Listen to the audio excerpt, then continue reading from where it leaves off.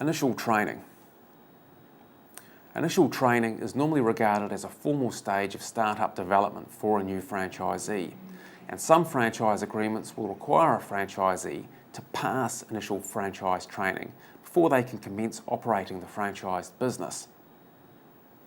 Initial training programs provide the franchisor with an opportunity to help new franchisees develop specific knowledge and skill about the franchise system and, more practically, specific business factors necessary to build a successful franchise business.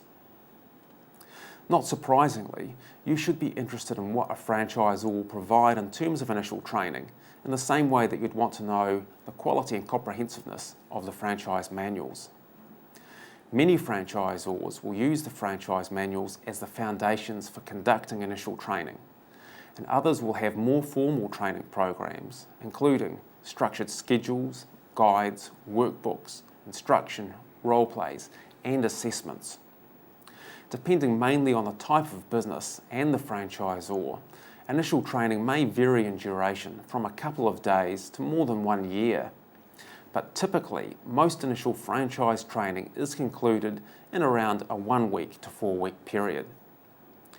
When researching initial training, there are useful questions to ask the franchisor and franchisees, and together both perspectives will give you a well-rounded view on the quality and value provided by the initial training program. Good questions to ask the franchisor include: what is the duration and location of initial training? Who must attend the training? What is the cost of additional staff attending training? What is the training curriculum, and do you have specific training materials? Who conducts the training and what are their backgrounds? And who pays for the travel and living expenses? Good simple questions for existing franchisees include: was the training provided by the franchisor of high quality and valuable? What areas did you find most helpful? And what areas would you like to have had more information about? Initial on-site or establishment support.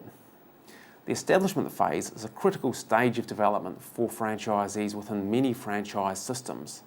In order to preserve working capital and reach break-even as quickly as possible, many franchisors have organised and highly formalised establishment support. Establishment support, which is often in addition to initial training, may be provided remotely or on-site. Many franchisors will be quite specific and upfront about the amount of on-site support given. For example, one well-known franchise provides franchisees 70 hours of on-site support over 7 days. Overall, though, the amount of initial on-site or establishment support will vary from franchise to franchise, and the amount of initial support provided may depend on the skills and background of a particular franchisee.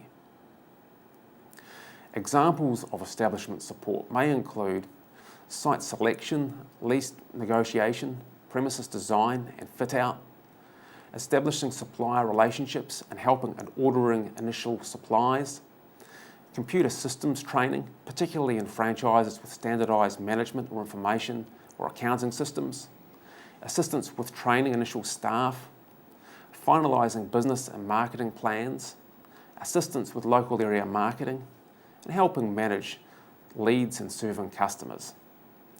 When evaluating a franchise system, you'll want to ask the franchisor what specific areas of support are provided, what duration of time will be involved, and where the initial support will be provided, for example, your premises or elsewhere, and whether there are any additional costs involved.